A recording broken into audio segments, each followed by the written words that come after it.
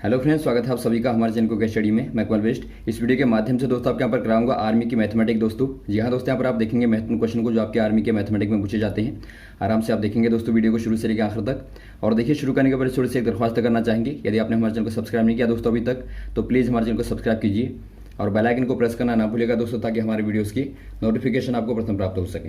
तो आइए शुरू करते हैं। एक कॉपी और पेन आप जरूर निकालेंगे दोस्तों, ताकि आपको जो भी यहाँ पर फॉर्मूले मिलेंगे उनको आप नोट करते रहेंगे, क्योंकि मैथमेटिक्स में दोस्तों जब भी आप करते हैं तो आपको बिना कॉपी पेन के नहीं रहना है। जब जितनी आप प्रैक्टिस करेंगे दोस्तों, उतना ही आप आराम से क्वेश्चन को कर पाएंगे। तो देखिए, पहला क्वेश्चन क्या दिखता है दोस्तों आपको। ये बिल्कुल दोस्तों आपके बार बार पूछे जाने वाले क्वेश्चन है, तो आप आराम से देखिएगा सभी क्वेश्चनों को, ताकि एग्जाम में आने पर आप इनको कर पाएं। देखिए, पहला क्वेश्चन दिखता है दोस्तों आपको। एक कमरा 15 मीटर लंबा तथा 11 मीटर चौड़ा है। इसके फर्श पर 60 सेंटीमीटर चौड़ी दरी 12 रुपये प्रति मीटर की दर से बिछानी है, तो आपको बताने के खर्चा क्या लगेगा। दोस्तों यहाँ पर देखिए, आपको जब भी ये क्वेश्चन आता है तो हमेशा पहले आप क्या करते हैं, आयताकार फर्श आपको दिया तो आप पहले आप एक आयत बनाएंगे, रेक्टेंगल बनाएंगे। लंबाई आपको दिया 15 मीटर, चौड़ाई दी है 11 मीटर। मीटर में है तो आप पहले एरिया निकाल लेंगे दोस्तों। एरिया मतलब क्षेत्रफल। क्षेत्रफल का मतलब होता है दोस्तों, आप नीचे का पूरा ये वाला भाग निकाल लेते हैं, क्योंकि आप यहाँ पर दरी बिछाएंगे तो ये आपको निकालना पड़ेगा। यदि आपको किनारों में दोस्तों कुछ लगाना होता, मान लीजिए आपको बाढ़ लगानी होती, तो वहाँ पर आप क्या निकालते, वहाँ पर आप निकालते हैं परिमाप को। तो ये आप अंतर पहचानेंगे।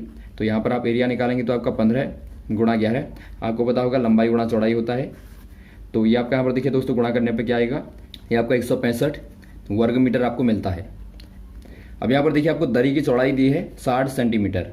60 सेंटीमीटर दरी यहाँ पर आपको दी है, तो इसे आप दोस्तों पहले मीटर में बदलिए, क्योंकि आपको सेंटीमीटर में नहीं मीटर में देखना है। तो आप 60/100 कर देंगे। तो यहाँ पर देखिए दोस्तों, आपका क्या आ गया, ये आपका 3/5 आ गया है। इतना मीटर में आपकी चौड़ाई आ गई। अब दोस्तों यहाँ पर देखिए, आपको खर्चा दिया है 12 रुपये का प्रति मीटर में आता है। तो आप निकाल लेंगे 165 वर्ग मीटर वाले एरिया में कितनी दरी आपको चाहिए होगी। तो इसके लिए आप दोस्तों दरी का भाग दे देंगे, दरी की चौड़ाई का भाग दे देंगे। तो 165 बट्टे 3/5 करेंगे दोस्तों, आपका 3 नीचे आ गया, 5 ऊपर चला जाएगा। तो ये दोस्तों आपको सॉल्व करने पर आराम से मिलेगा 275। इतना दोस्तों क्या आ गया, मीटर आ गया।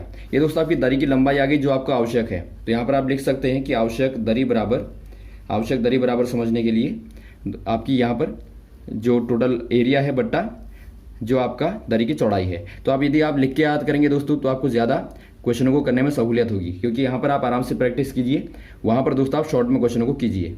कुछ लोग यहाँ पर शॉर्ट में करने के चक्कर में बहुत सारी चीज़ों को मिस कर देते हैं। तो यहाँ पर आप स्टेप टू स्टेप करेंगे तो आपको समझ में आएगा। 1 मीटर में आपको दोस्तों इतना खर्चा दिया है, तो आपका 275 मीटर में कितना खर्चा होगा, 275 गुणा रुपये से आप गुणा कर देंगे तो आपका 12 गुणा इतना आ गया। तो एक गुणा करने पर दोस्तों आपको आराम से मिल जाएगा 3300, या फिर आप कहें 3300 रुपये। तो ऑप्शन नंबर आपका बी वाला सही हो जाएगा। अगला क्वेश्चन यहाँ पर देखिए दोस्तों, दो त्रिभुजों के क्षेत्रफलों का अनुपात आपको 4:3 दिया है, तथा इनकी ऊंचाइयों में अनुपात आपको दिया है 3:4। तो इनके आधारों पर जो अनुपात है वो क्या होगा। दोस्तों देखिए, त्रिभुज इस प्रकार के आपके यहाँ पर दो हैं। मान लीजिए पहले का आधार B1 है, दूसरे का B2 है। तो आपको B1 रेशियो B2 आपको बताना है। देखिए, आपको ऊंचाई दिया है। ऊंचाई आपका मान लीजिए पहले वाले की 3y है और दूसरे वाले की मान लीजिए आपका 4y है। और वैसे ही दोस्तों आपको क्षेत्रफल दिए हैं, तो आप पहले वाले का मान लीजिए 4x है, दूसरे का मान लीजिए 3x है। अब देखिए, जो आपका क्षेत्रफल का फॉर्मूला होता है आप नोट कर लेंगे। एक त्रिभुज के लिए दोस्तों, त्रिभुज का क्षेत्रफल होता है जो आपका 1/2 गुणा लंबाई गुणा आधार, या फिर आप कहीं से ऊंचाई कर सकते हैं, ऊंचाई गुणा आधार होता है। तो यहाँ पर देखिए, आप दोनों को रखेंगे तो पहले वाले का 1/2 गुणा लंबाई, ऊंचाई क्या है दोस्तों, ऊंचाई आपकी 3y हो जाएगी, और गुणा दोस्तों आधार आपका हो जाएगा B1। और वैसे ही दूसरे वाले का क्या हो जाएगा, 1/2 गुणा ऊंचाई आपकी 4y हो गई गुणा B2 बराबर दोस्तों आपको दिया है 4/3। ये आप नोट कर लेंगे। 4x/3x करेंगे तो आपका x कट जाएगा। यहाँ पर देखिए, ये दोस्तों आपके यहाँ पर देखिए, आप अनुपात के फॉर्म में ही लिख रहे हैं। दोनों की एरिया आपने निकाली, पहले वाले की बट्टे दूसरे वाले की बराबर पहले का बट्टे दूसरे का क्षेत्रफल। तो ये आपने जैसे क्वेश्चन कह रहा था वैसे ही आपने बिल्कुल कर दिया। अब देखिए, 1/2 से 1/2 कट गया, y से y कट गया, तो बचा क्या दोस्तों, यहाँ पर देखिए B1/B2 आपको चाहिए। लेफ्ट में आप B1/B2 को रखिए बराबर, राइट में आपका 4/3 पहले से है। और यहाँ पर देखिए दोस्तों, आपका 3/4 जो है, जब आप इसे दाएं ले जाएंगे तो आपका ये भिन्न उल्टी हो जाएगी, तो आपका 4/3 हो जाएगा यहाँ पर आने पे। तो आराम से गुणा कीजिए 16/9। तो 16/9 दोस्तों क्या आ गया, अनुपात आ गया दोनों की आधार में। तो ऑप्शन नंबर आपका पहला वाला सही हो जाएगा। ध्यान देंगे दोस्तों, आपका 16 ऊपर है, 9 आपका नीचे है, तो आप कंफ्यूज नहीं होंगे। अगला क्वेश्चन यहाँ पर देखिए दोस्तों, 127 मीटर तथा 98 मीटर लंबी दो रेलगाड़ियाँ विपरीत दिशाओं में एक दूसरे की ओर क्रमशः 35 किलोमीटर प्रति घंटा तथा 55 किलोमीटर प्रति घंटा की चाल से चल रही हैं। तो आपको बताना है दोस्तों, मिलने के कितने समय के बाद एक दूसरे को पार करेंगी। बहुत ही अच्छा क्वेश्चन है दोस्तों, रेलगाड़ी वाला हमेशा ही आपका आता है। अब यहाँ पर देखिए आपको 2 रेलगाड़ियों वाला दिया है, आप फिगर के माध्यम से देखेंगे, उसके बाद आपको समझ में आएगा।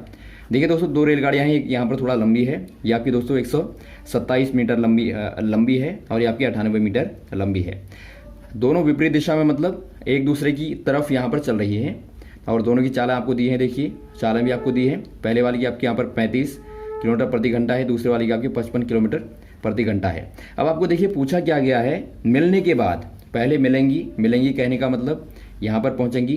दोस्तों यहाँ पर देखिए आपको फिगर के माध्यम से ही देखना है, समझना है। जब आप फिगर के माध्यम से करेंगे तो आपको हमेशा के लिए क्लियर हो जाएगा। तो यहाँ पर देखिए जब मिलेंगी उसके बाद पार करने में जो समय लगेगा वो क्या लगेगा।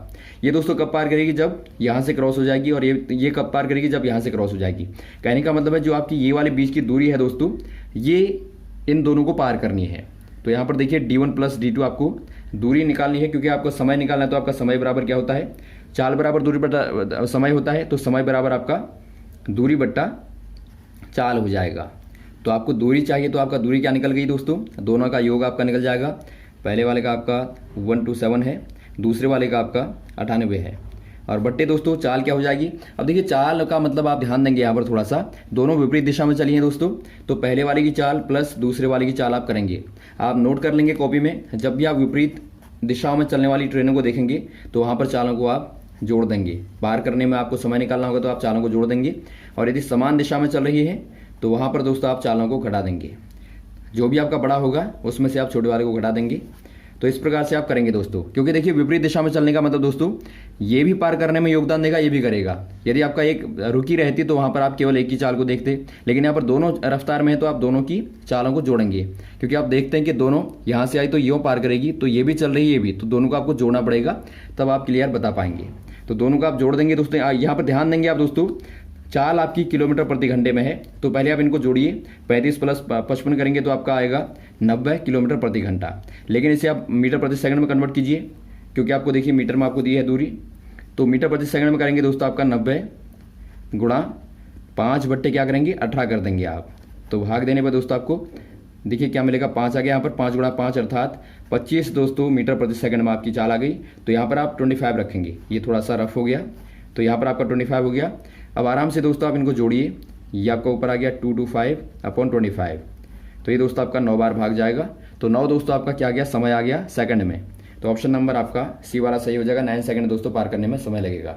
और जब दोस्तों मान लीजिए आपको कोई खंबे को पार करना है, बहुत ही बार जो आपका बहुत क्वेश्चन आता है वो खंबे को पार करने वाला या फिर किसी व्यक्ति को पार करने वाला आता है, या प्लेटफॉर्म को पार करने वाला, तो वहाँ पर आप क्या करेंगे, वहाँ पर दोस्तों आप केवल रेलगाड़ी की लंबाई को दूरी मानेंगे और चाल को यहाँ पर रख देंगे। तो बिल्कुल यही फॉर्मूला आपका लगेगा। लेकिन जब प्लेटफॉर्म पार करना होगा दोस्तों, वहाँ पर आप रेलगाड़ी की लंबाई प्लस प्लेटफॉर्म की लंबाई को जोड़ेंगे, तो वहाँ पर आपको दूरी का ध्यान देना पड़ेगा। अगला क्वेश्चन यहाँ पर देखिए दोस्तों, पाइप ए तथा पाइप बी किसी टंकी को क्रमशः 36 मिनट में और 45 मिनट में भरते हैं। यदि दोनों पाइपों को खोल दिया जाए, कितने समय के बाद ए को बंद कर दिया जाए ताकि टंकी पूर्णतया 25 मिनट में भर जाए। अब दोस्तों यहाँ पर देखिए, जब आपको दोनों एक साथ खोली जाती हैं तो यहाँ पर 2-3 चीज़ें आपको क्लियर कराएंगे। पहले आप दोस्तों ध्यानपूर्वक यहाँ पर दोबारा देखिए, ए और बी दोनों को खोला जाता है। कुछ समय के बाद में दोस्तों ए को बंद कर दिया जाता है, लेकिन बी आपका लगातार खुला रहेगा। तो इसका मतलब क्या करना है आपको, पहले मान लीजिए, माना ए जो है x मिनट तक, समय आपको मिनट में दिया तो आप मिनट में लेंगे, मिनट तक खोला गया, तो ये आपने मान लिया। तो इसका मतलब क्या हो गया दोस्तों, देखिए 100 मिनट तक कितना चला, 100 मिनट तक दोस्तों आपका a + b चला, क्योंकि आपका b तो लगातार खुला ही रहेगा। a भी आपका 100 तक खुला तो आपका b भी 100 तक ही खुला है अभी तक। और प्लस दोस्तों जो बचा हुआ भाग है, बचा हुआ कितना भाग है दोस्तों, पूरा आपको देखिए, आपको पूरा बताया गया कि 25 मिनट में भरता है। तो 100 यहाँ पर लग गया समय, तो बचा समय क्या दोस्तों आपका 25 - 100 बचा। तो इतना दोस्तों बी दोबारा से भरेगा तो आपकी टंकी भर जाएगी। टंकी भरने का मतलब एक होता है, आप ध्यान देंगे, जो भी आपको पूर्ण होगा, मान लीजिए कार्य पूरा हो गया या फिर मान लीजिए आपका टंकी पूरी भर गई, तो जो भी पूर्णता होगी दोस्तों उसे आप एक से रिप्रेजेंट करते हैं कार्य और समय वालों में। तो ये आप नोट कर लेंगे। जिस प्रकार से दोस्तों आप प्रतिशत को पूरा 100% करते हैं, वैसे दोस्तों कार्य पूरा मतलब आपका 1, तो ये आप ध्यान देंगे। अब यहाँ पर देखिए दोस्तों ए प्लस बी का मतलब है ए और बी दोनों साथ काम करने में कितना समय लेंगे, तो इससे एक क्वेश्चन तो यहाँ पर आपका क्लियर होगा।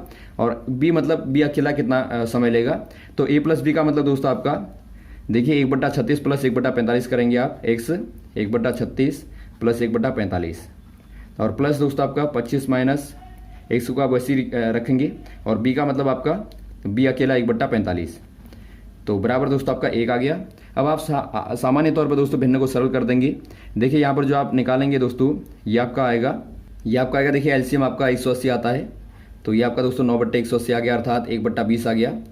और प्लस दोस्तों यहाँ पर आपका 25 माइनस एक्स और बट्टे दोस्तों आपका 45 हो गया, ये पूरा 45 हो गया, 45 हो गया, बराबर 1।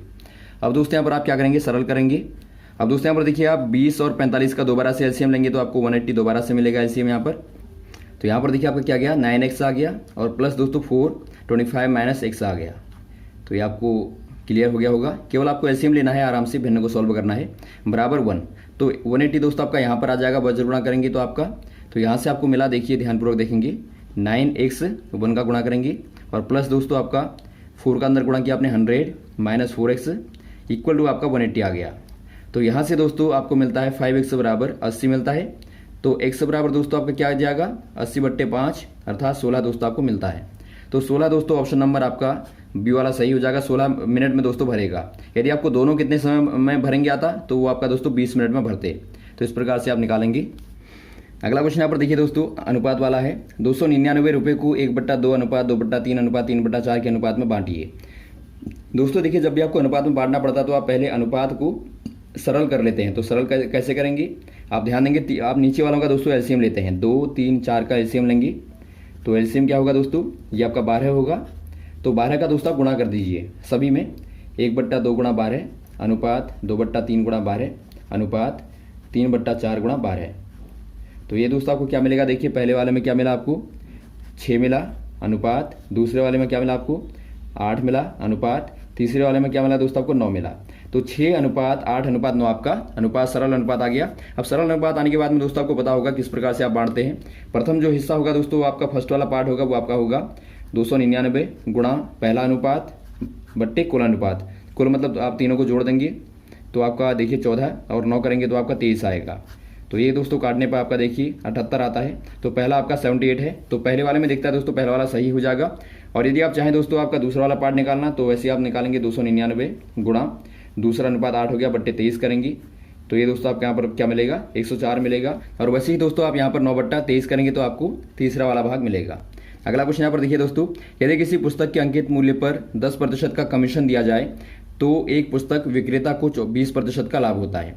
यदि कमीशन बढ़ाकर 15% कर दिया जाए तो लाभ प्रतिशत क्या होगा। बहुत ही अच्छा क्वेश्चन है दोस्तों, लाभ प्रतिशत वाला है।